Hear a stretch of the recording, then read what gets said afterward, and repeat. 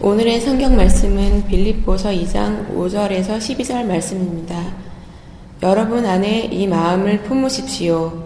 그것은 곧 그리스도 예수의 마음이기도 합니다. 그는 하나님의 모습을 지니셨으나 하나님과 동등함을 당연하게 생각하지 않으시고 오히려 자기를 비워서 종의 모습을 취하시고 사람과 같이 되셨습니다. 그는 사람의 모양으로 나타나셔서 자기를 낮추시고 죽기까지 순종하셨으니 곧 십자가에 죽기까지 하셨습니다. 그러므로 하나님께서는 그를 지극히 높이시고 모든 이름 위에 뛰어난 이름을 그에게 주셨습니다. 그리하여 하늘과 땅 위와 땅 아래에 있는 모든 것들이 예수의 이름 앞에 무릎을 꿇고 모두가 예수 그리스도는 주님이시라고 고백하여 하나님 아버지께 영광을 돌리게 하셨습니다. 그러므로 사랑하는 여러분, 여러분이 언제나 순종한 것처럼 내가 함께 있을 때뿐만 아니라 지금과 같이 내가 없을 때에도 더욱더 순종하여서 두렵고 떨리는 마음으로 자기의 구원을 이루어 나가십시오. 아멘. 주님의 은총과 평화가 여러분과 함께 하시기를 빕니다. 저는 이야기입니다. 제 자신 자체가 이야기죠. 제 삶이 이야기고 제 이름도 이야기고 제 시간도 다 이야기입니다. 근데 그걸 이야기하자니 시간이 너무 짧아요. 그래서 침을 꾹 삼키고 이야기하지 않기로 하겠습니다. 저는 그래도 이야기입니다. 여러분도 이야기입니다.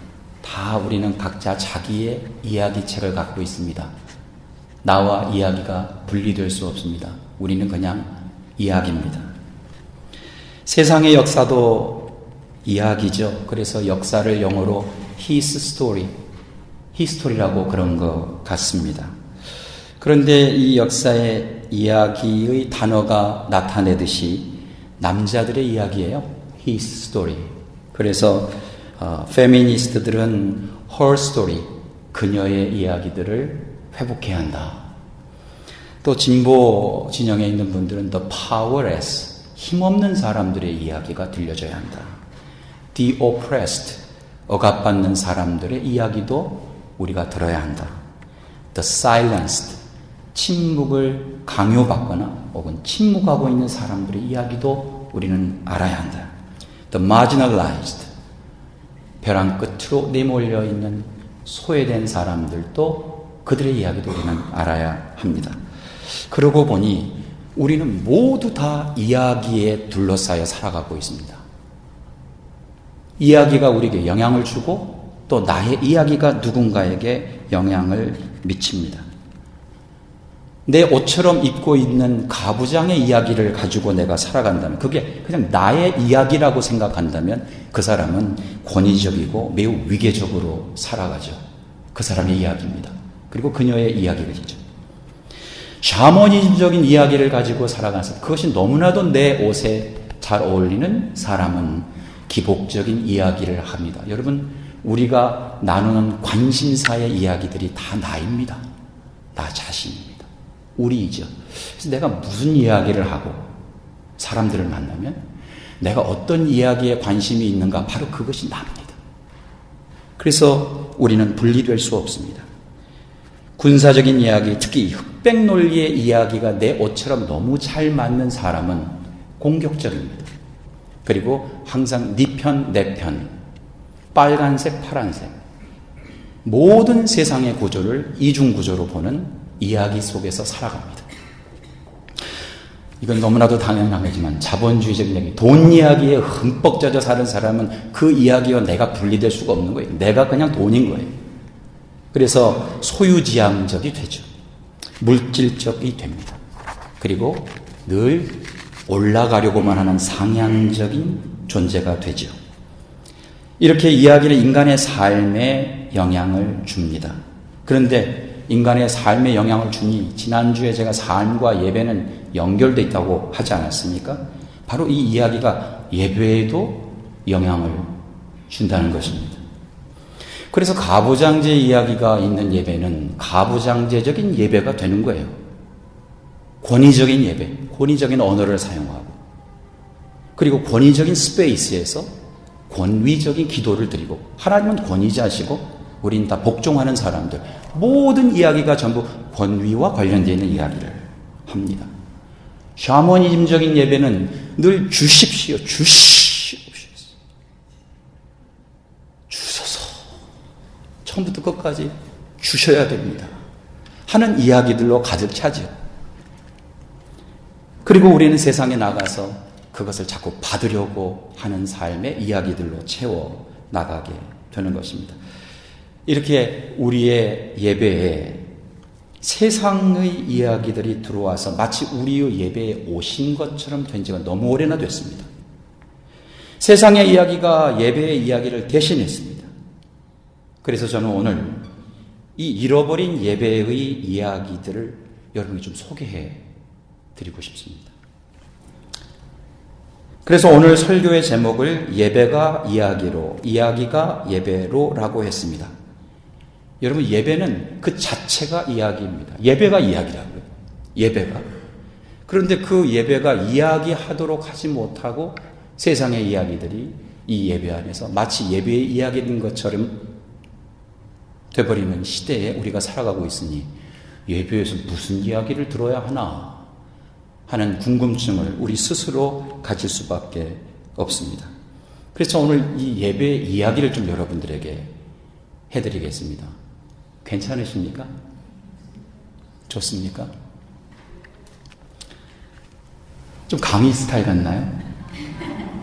제가 좀 고민이 많습니다. 이게 강의 스타일.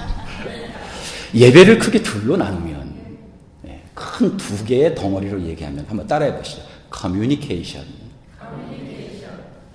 그리고 하나는 커뮤니언. 그래서 CC라고 합니다. 갑작스럽게 철치 커플이 생각나신 분도 계실 거고, 어떤 분들은 캠퍼스 커플도 생각나시겠지만, 어쨌든 예배를 구성하는 두 개의 큰 기둥이 하나는 뭐라고요? 커뮤니케이션. 말씀의 이야기, 소통의 이야기. 두 번째는 커뮤니언. 커뮤니언은 관계, 교제, 친교의 이야기, 이렇게 됩니다. 이것을 네 개로 나누면 모이는 이야기, 제가 오늘 그 얘기 안 할 겁니다. 그리고 다시 커뮤니케이션, 말씀의 이야기인데 무슨 말씀의 이야기냐? 과거와 현재와 미래의 이야기를 합니다. What God has done in the past, what God is doing in the present, and what God will do in the future.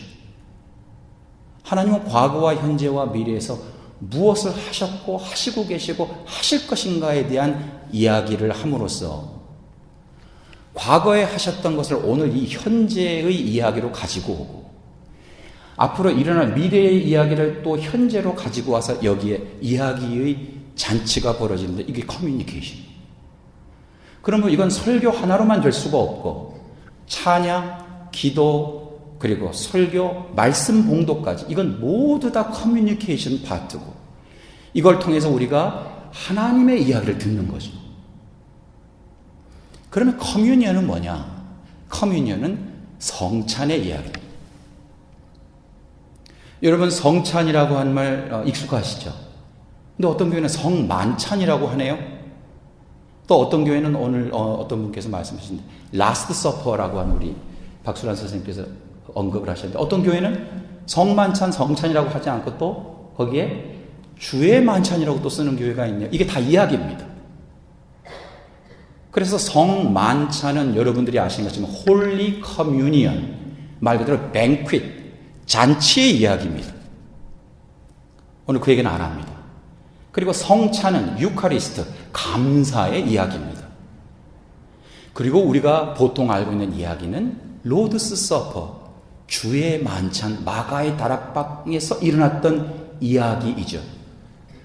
그래서 우리 한국교회는 주의 만찬이 너무 장엄하고, 왜냐하면 거기에 주님의 죽으심과 이런 이야기들이 나오니까, 그래서 퓨너럴 분위기가 많이, 퓨너럴, 누가 뭐라고 하지도 않아도 굉장히 엄숙한 분위기가 나는데, 성찬 교제의 이야기만도 감사의 이야기, 또 잔치의 이야기, 그리고 마가의 다락방에서의 주님의 식탁의 이야기, 이렇게 많은 이야기들이 있습니다. 그게 모두 다 교제, 친교, 관계를 나타내고 있습니다. 그리고 마지막 네 번째의 순서가 Sending Forth and Benediction, 파송, 보냄, 축도의 이야기. 오늘 저는 그 부분도 이야기하지 않습니다. 이렇게 예배는 크게 네 가지의 구조로 되어 있는데, 어떤 예배학자는 이 커뮤니케이션과 커뮤니언을 이렇게 얘기하는 학자가 있습니다.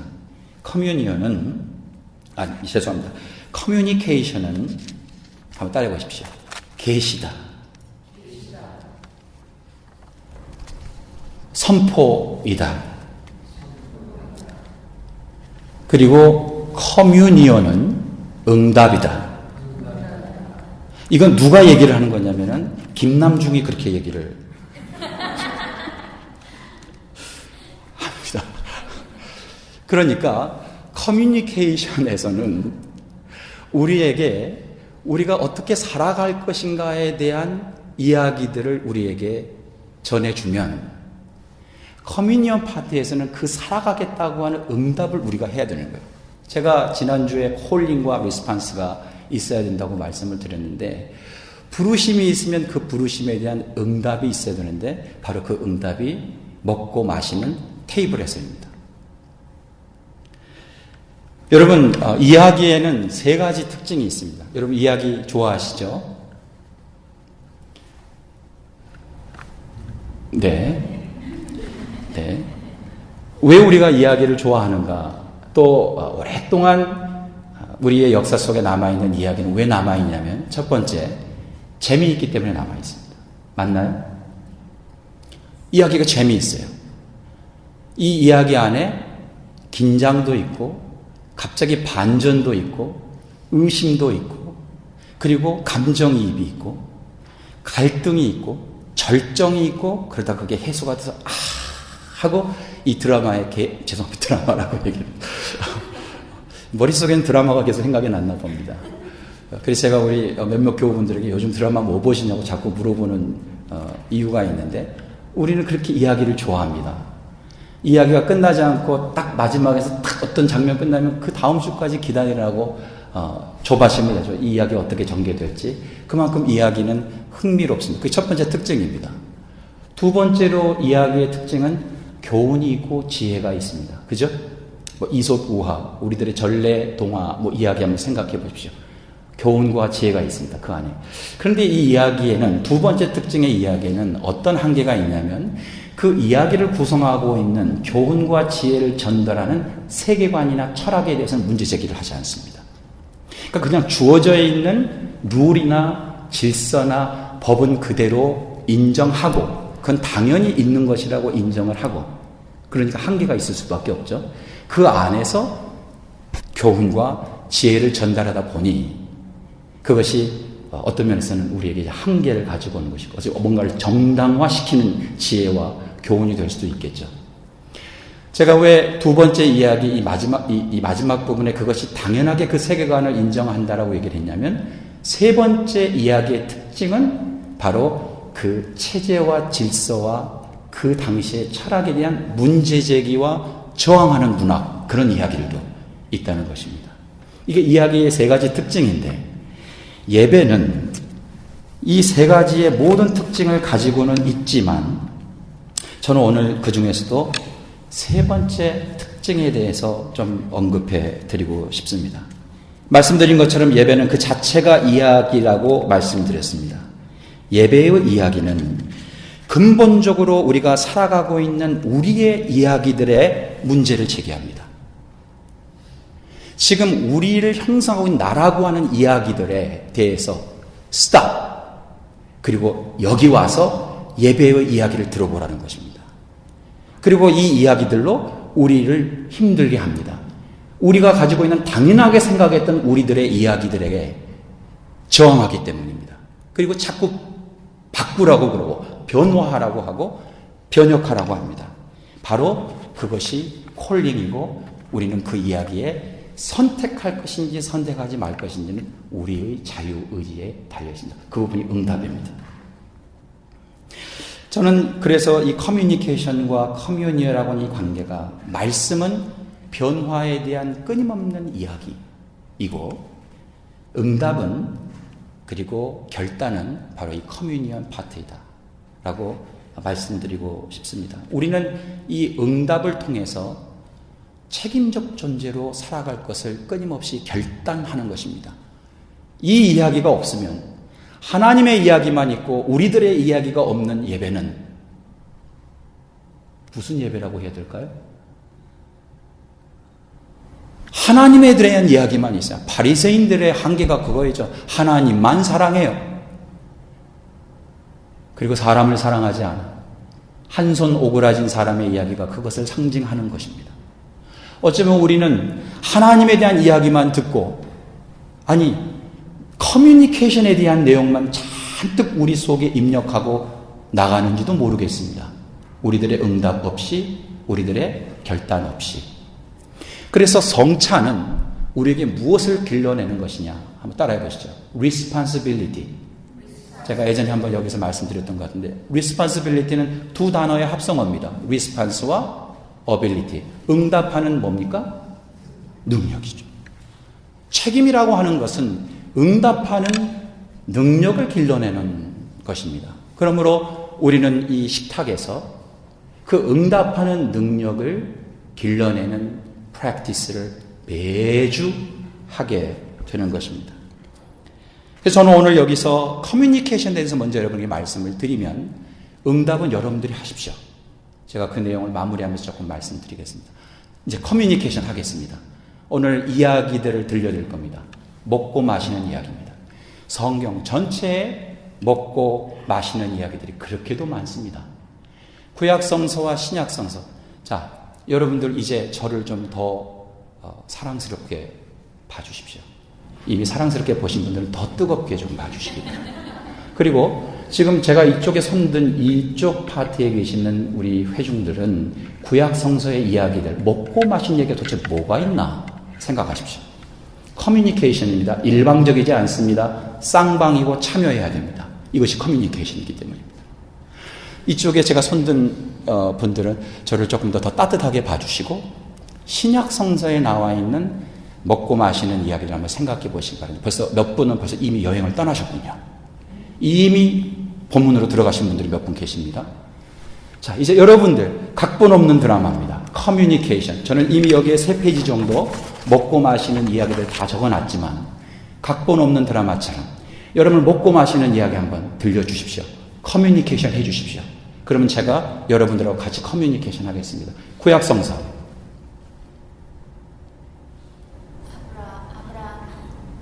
아브라함 이전부터 시작하시죠. 에서 이전부터 시작하시죠. 기독교는 먹고 마시는 종교임을 여러분들이 오늘 이 커뮤니케이션을 통해서 깨닫게 되실 겁니다. 이럴 때 제가 할렐루야 한번 하겠습니다. 할렐루야! 아담과 하와의 소위 성 어거스틴이 원죄론이라고 만들어버린 이 이야기는 먹는 이야기입니다. 그 선악과가 뭔지 몰라요. 사과라고 얘기를 했지만 그렇지는 않습니다. 그런데 먹는 사건에서 비롯된 거예요. 맞습니까?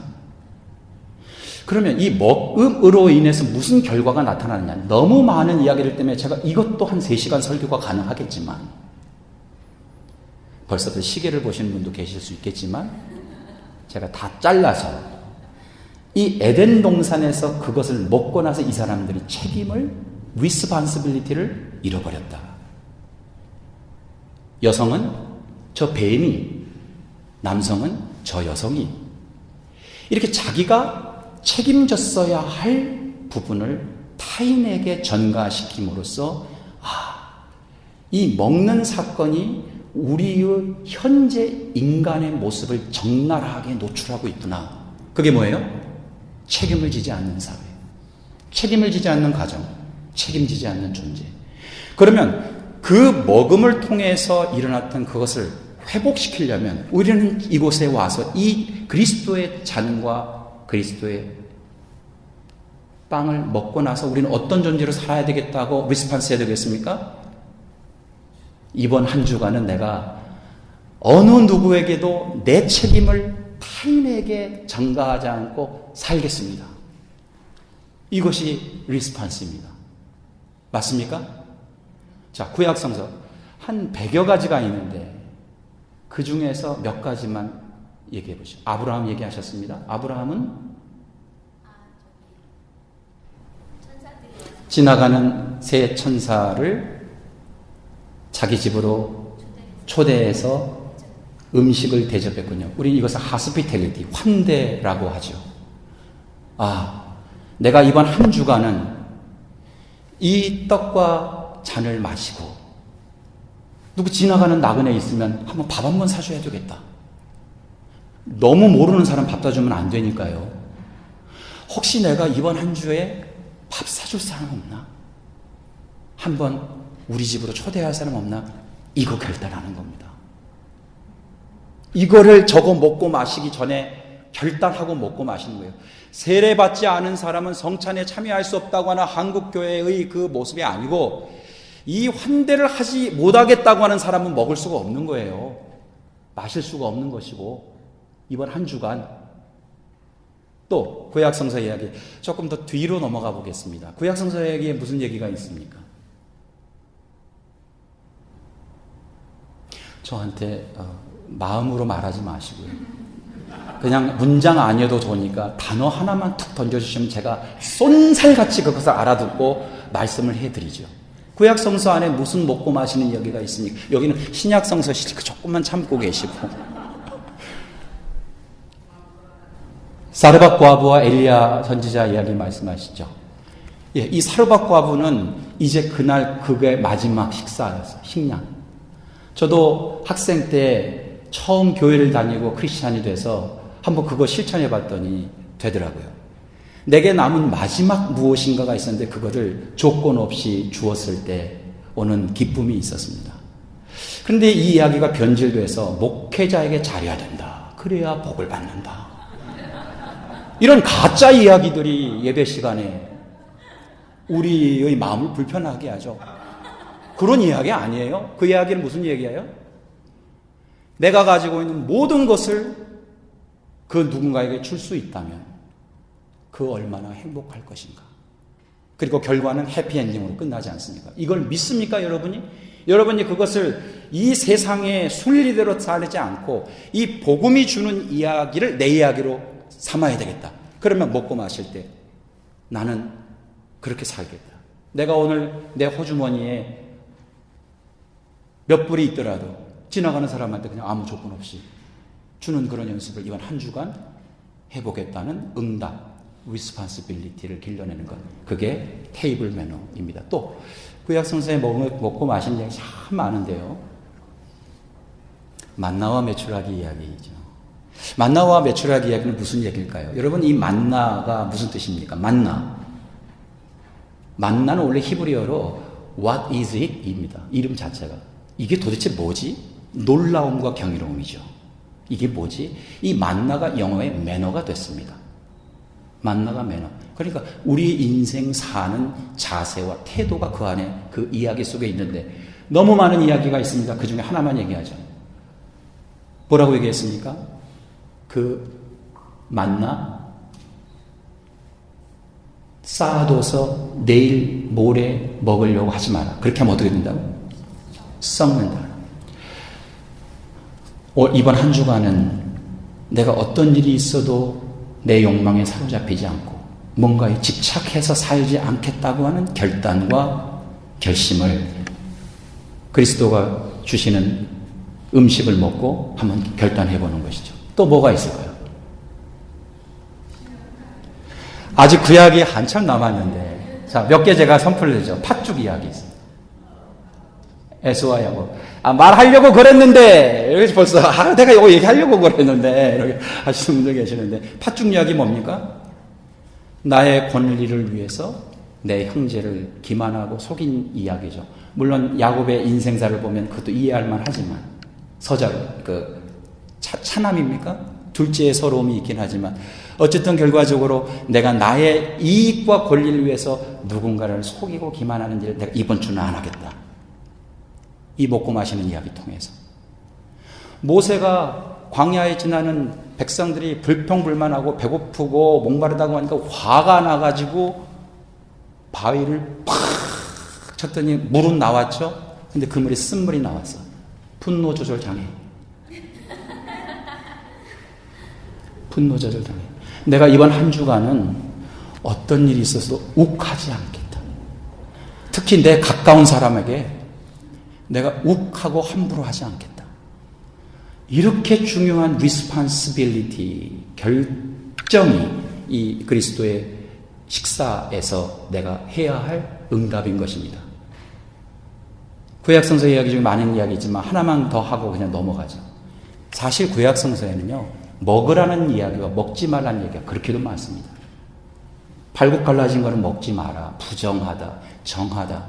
이것을 예수님께서 마가복음 7장에서 한 번에 해결해 버리시죠. 사람들아, 밖에서 안으로 들어가는 것이 사람을 더럽게 하는 것이 아니고 그대들 안에서 밖으로 나오는 것이 그들을 더럽게 하는 것이네. 이게 먹고 마시는 이야기입니다. 무슨 말씀인지 아시겠죠? 이거 설명 안 해도 되겠죠? 그런데 왜 얘기 안 하세요? 신약 준비 다 하고 계셨어요. 만반의 준비를 몇 분이 하고 계시는데 신약으로 좀 넘어가시죠. 신약에 먹고 마신 이야기, 구약에 맞습니다. 마르다와 마리아의 이야기가 나오는데 이 이야기도 너무 잘못된 이야기들이 많이 전해져서 그래서 마치 주방에서 일하는 우리 그 여교육자들은 다 마리아 회예요. 이름이.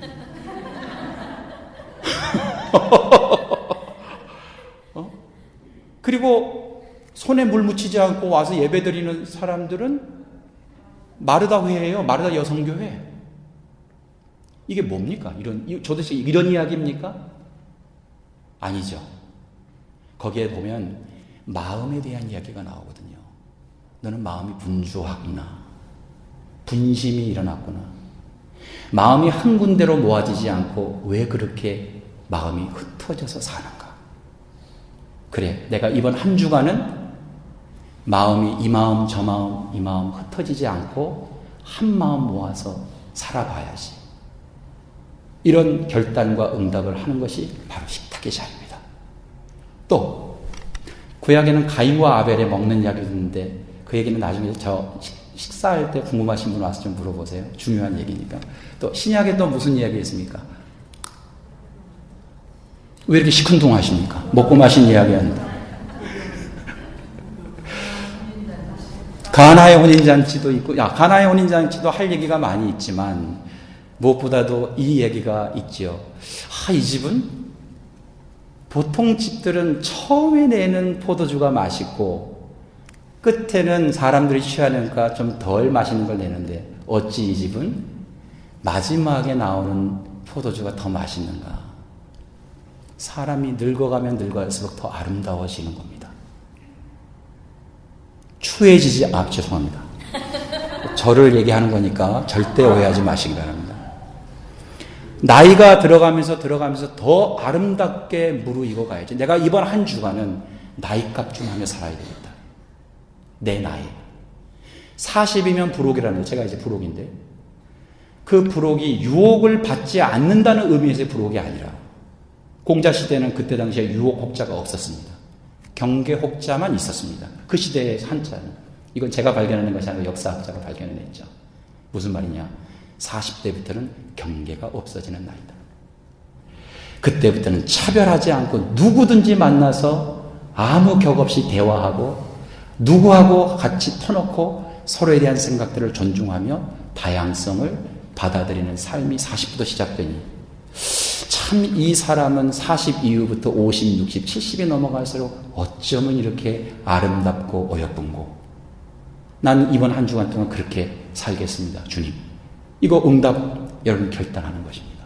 또 신약에 먹고 마시는 이야기가 그렇게 많습니다. 오병이어 얘기하셨는데 또 무슨 이야기 있나요? 오병이어는 다음 주에 하겠습니다. 돌아온 탕자에게 살찐 송아지 이야기 있죠. 또 무슨 이야기 있습니까? 여기 이쪽 신약. 이쪽으로 앉으시겠습니다. 여러분, 예수님과 관련해서 먹는 이야기 엄청 많은 거 아시죠? 심지어 이 사람은 먹고 마시기를 뭐 하는 자라? 마태복음 11장 19절 보아라, 저 사람은 마구 먹어대는 자요. 마태복음 11장 19절 예수님에게 포도주를 마시는 자요. 아니, 포도주 안 마는 사람도 있습니까? 그 당시에. 그 얘기가 아니에요. 그 뒤에 얘기가 더 중요해요. 세리와 죄인의 친구다. 이 사람이 세리와 죄인과 밥 먹고 포도주 마신다. 여기에 문제가 있었던 거죠. 그러면 우리는 저 식탁에서 먹고 마시는 이유가 뭐예요? 이 시대의 세리가 누구고 이 시대의 죄인이 누구냐를 묻고, 지금 이 시대에 가장 힘없고 연약하고 억압받고 침묵당하고 존재하지만 그림자처럼 살아가는 사람이 누군가 도대체, 이것을 질문하고 그들의 친구가 한 주간 되어주겠다고 결단하는 것입니다. 너무 거창하게 생각하지 마세요. 내 주변에 있습니다. 내 주변에 존재하지만 비존재로 살아가는 내 주변의 이웃들이 그렇게 많습니다. 그들과 함께 밥 한 번 먹어주는 것, 포도주 한 잔 마시는 것, 와인 한 잔 마셔주는 것, 이거 내가 이번 한 주간 내가 그렇게 결단합니다. 응답합니다. 가롯 유다의 이야기, 엠마오로 가는 두 제자의 이야기, 수로보그니게아 여인이 자녀의 떡 부스러기 이야기했던 먹고 마시는 이야기. 부활하신 예수님 왜 그렇게 먹고 마셨을까요? 제자들하고 먹고 마신 이야기 참 많이 나옵니다. 베드로가 무아지경에 하늘에서 내려오는 보자기, 내기퉁이 보고 뭐라고 하죠? 음성이 그것을 마시라고 그러죠. 또 마시라는 얘기 나옵니다. 헤롯의 생일 파티도 먹고 마시는 이야기입니다. 예수님께서 우물가에 만난 여인에게 네가 마시는 물은 목마르었지만 내가 주는 물은 영원히 목마르지 아니할 것이다. 마시는 얘기 나옵니다. 그리고 제자들에게 내가 바로 생명의 떡이다. 먹는 이야기 나옵니다. 요한계시록 3장 22절, 3장 20절, 그러니까 창세기의 아담과 하와의 이야기가 먹는 이야기 때문에 이제 요한계시록의 마지막 이야기 들어보세요. 아시는 분은 같이 한번 외워보시죠. 볼지어다 내가 문 앞에 서서 문을 두드리노니 누구든지 내 음성을 듣고 문을 열면 나는 그로 더불어 먹고 그는 나로 더불어 먹으리라. 도대체 왜 이렇게 먹는 얘기가 계속 나오냐고요. 살고 먹고 마시는 것이 바로 우리의 이야기이기 때문입니다. 우리의 삶이고. 그래서 끊임없이 커뮤니케이션은 우리에게 이야기를 통해서 우리의 이야기를 변화하고 새롭게 하고 개혁하라고 끊임없이 우리에게 이야기해 줍니다. 오늘 본문 우리가 읽었는데 너희는 이 마음을 품으라 그리스도 예수의 마음이니 하는 이 마음이 예수의 이야기입니다. 저는 여기서 네 가지 이야기만 간략하게 단어로 이야기하겠습니다. 그가 자기를 비웠다. 비움의 이야기. 채움의 이야기가 아니라 비우는 이야기. 끊임없이 비워가는 이야기. 사람과 같이 되셨다. 눈높이를 맞추는 이야기. 공감 이야기입니다. 계속해서 공감하고자 하는 나의 이야기. 우리의 이야기. 세 번째, 자기를 낮추시고 낮아짐의 이야기입니다. 높아짐의 이야기가 아니고 낮아짐의 이야기, 상향이 아니라 하향의 이야기. 죽기까지 순종하셨다. 이 순종의 단어가 좀 새롭게 재해석되어야 되겠지만 이것은 하나님의 뜻에 조율하는 이야기.